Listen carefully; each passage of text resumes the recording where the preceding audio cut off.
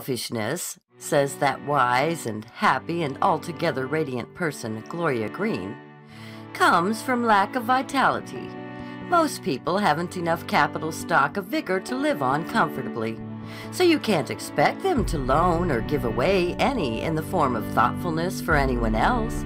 They're paupers, poor things. The bankruptest person I ever knew had $80,000 a year and nothing else. Adroitly and by indirection, the proponent of this doctrine had been suggesting it to Darcy Cole, and that adaptable pupil had unconsciously absorbed much of it. The new character that she had built up out of discipline and abstinence as the weeks grew into months, the solidifying confidence in herself, the burgeoning of vigor, and the subtle development of that wondrous and mysterious quality which we term personality, and which is the touchstone between our inner and outer worlds, had combined to open and broaden Darcy's life. Andy Dunn had long ago begun to take certain of his professional problems to her and profit by her shrewd helpfulness. More than once she had, of her own initiative, laid hold on some shrinking, draggled, disheartened neophyte, such as herself had been, who, through mere helplessness, had reduced Andy to wrathful despair, and, by a forced loan of willpower and buoyancy, pulled her through the shallows to fair going again.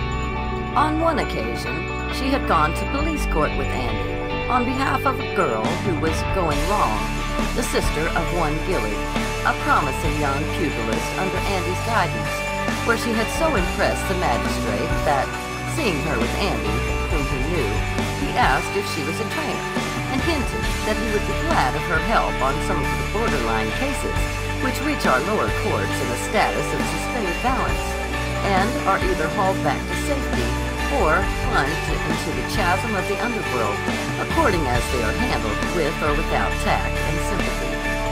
After that visit, Darcy took to dropping in at the court twice a week or so to act as unofficial counselor where the judge mistrusted the mechanical rigidity of official intervention.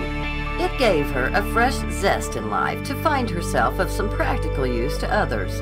As to the extra work, she took that upon her supple shoulders without a quiver. Body and soul, Darcy had grown as fresh and vigorous as ripening fruit, and as sturdy as the tree that bears it. Satisfying as was the compliment paid her by the magistrate, she had a better one from Andy not long after. At the conclusion of one of their 5-minute boxing bouts, in the course of which she had landed once with force and precision below the professional's properly cauliflowered ear, he said to her with a somewhat hesitant air, "Say, Miss Darcy, are you rich?" "I certainly am not." "But, excuse me if I'm too nosy, you got money, ain't you?"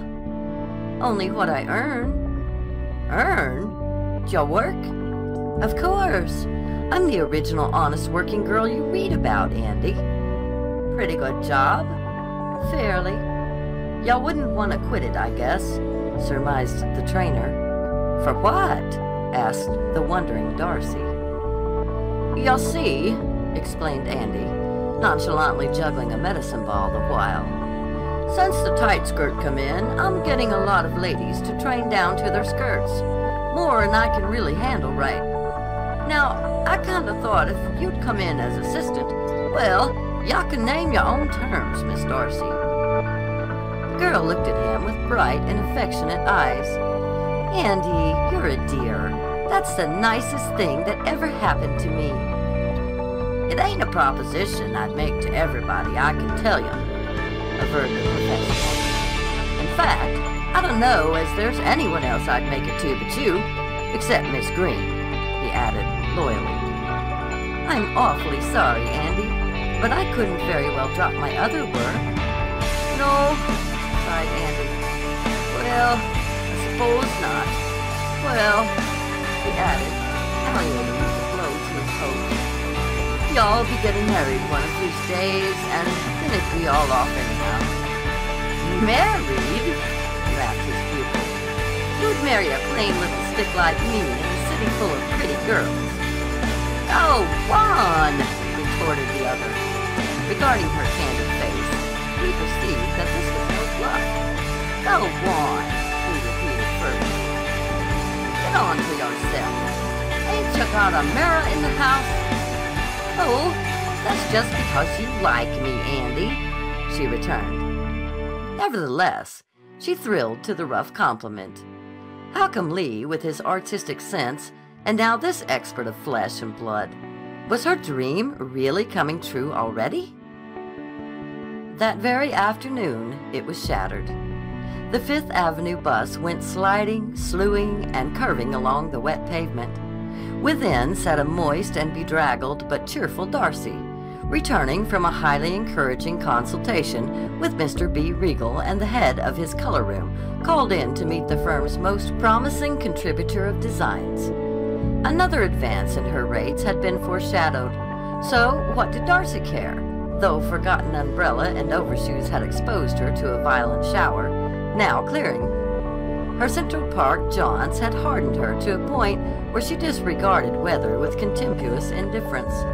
So now, instead of being huddled in her seat, contemplative of her own discomfort, she sat alert and interestedly watchful of the outside world that went sliding past her window.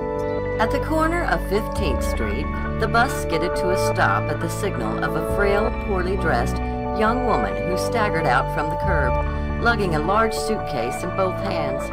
She tried to lift it to the step and failed.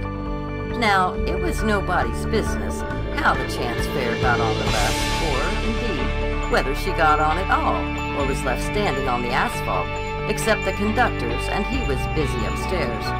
Certainly it was no affair of Darcy's, and the old Darcy would have taken that view in the improbable event of her having noticed the overweighted woman at all. The new Darcy was up instinctively and out like a flash. She grabbed the case and got a surprise. It weighed at least 60 pounds. Darcy had the basis for a fairly accurate estimate, as she had been reluctantly occupying herself with a 60-pound dumbbell. Thanks to a persuasive quality of muscle, which this exercise had imparted to her, she whisked the ponderous thing to the platform and bore it victoriously inside. The woman followed, panting out her gratitude. As Darcy was setting her burden down, the bus gave an unexpected lurch, and one end of the case landed upon a slightly projecting shoe. The owner of the shoe gave utterance to a startled and pained interjection.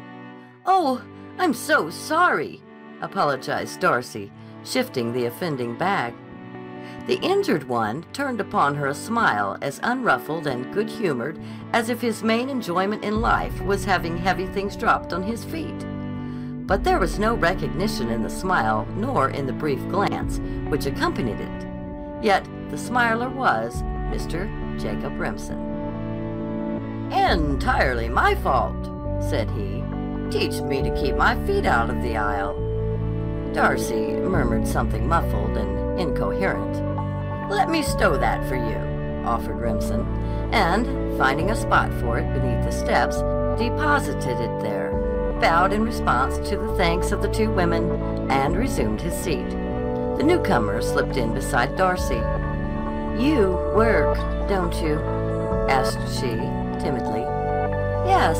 What makes you think so?" "Because you're so kind, and you're awful strong." "That suitcase is much too heavy for you. You'll injure yourself with it," said Darcy, who was no larger than the other, severely. "Metal advertising cuts," explained the other. "I only have to carry it twice a week." "Where to?" 30th over beyond 3rd Avenue. "But that's a terribly long way to carry that weight." The woman sighed. "Yes,